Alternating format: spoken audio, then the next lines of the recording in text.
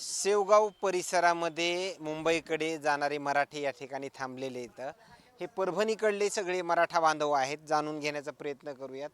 काल एक बीडमधल्या नेत्या आहेत शरदचंद्रजी पवार यांच्या पक्षाच्या, त्या म्हणतात की जे काही जिल्हा परिषद पंचायत समितीच्या निवडणुका आहेत, काही मराठा बांधव जे आहेत ते खोटे सर्टिफिकेट दाखवून निवडणुकीमध्ये उतरतील, हे थांबवायला पाहिजे. त्यांच्या ते वक्तव्याकडे कसं पाहता?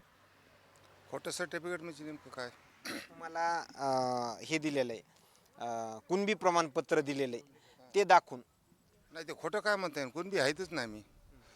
मराठी जे आहे ते कुणबी आहेतच ना. खोटं कशाचं आहे ते? एकीकडं जरांगे पाटील जे आहेत ते मुंबईकडे आता कूच करतायत, तुम्ही त्यांच्यासोबत आहे, तर दुसरीकडे शरदचंद्रजी पवार पक्षांची देखील मंडल यात्रा जी आहे ते आपल्याला पाहायला मिळते. ओबीसी आरक्षणाला धक्का नाही लागायला पाहिजे, ही त्यांची मागणी. शरद पवार हे दोईकून ढोलकी वाजवणारे नेते आहेत, आमचं एवढं म्हणणं आहे. आमचे नेते फक्त एकच, मनोजदादा जरांगे. सकाळपासून निघालात, नेमकं काय काय सोबत घेतलं तुम्ही मुंबईकडे जाताना? आम्ही गॅस, ताटी, तांब्या, वाटी, पीठ, डाळ सगळं सोबत घेतलेलं आहे. आथरून पांघरून आरक्षण भेटल्याशिवाय आम्ही वापस येणार नाहीत. तर काय प्रतिक्रिया, निघालात तर खरं? आरक्षण घेण्यासाठी आम्ही निघालो. जोपर्यंत मिळत नाही तोपर्यंत आम्ही काय वापस येणार नाही. काल जी तुम्हाला आझाद मैदानावर आंदोलन उपोषण करण्याची जी तुमची हे होती, कोर्टानं परवानगी घ्यावी असे आदेश दिले होते, मात्र आता परवानगी मिळाली, उत्साह वाढलाय का? हां, उत्साह वाढला आहे आमचा. त्या उत्साहानंच आम्ही मुंबईकडे निघालो.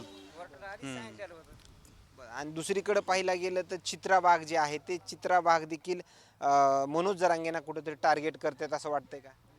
तर त्याशिवाय आम्ही मानितच नाही. ते लोक कोणी विचारते, ते नाही विचारत ना.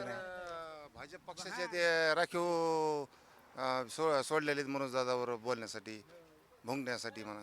एवढा काही संघर्षाचा काळ गेला मनोज जरांगे पाटील यांचा, मात्र याच्या माध्यमातून काय काय मराठा बांधवांना मिळालं असं वाटतं?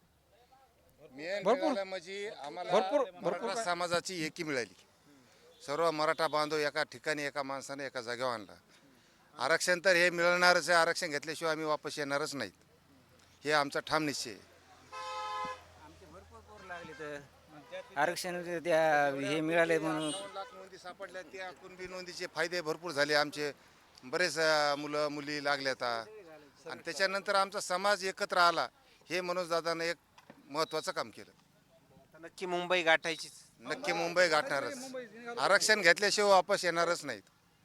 धन्यवाद. या ठिकाणी पाहिलं गेलं तर आलेल्या प्रतिक्रिया या परभणीमधील मराठा बांधवांच्या काय सांगून जातात हे नक्कीच समजलं असेल.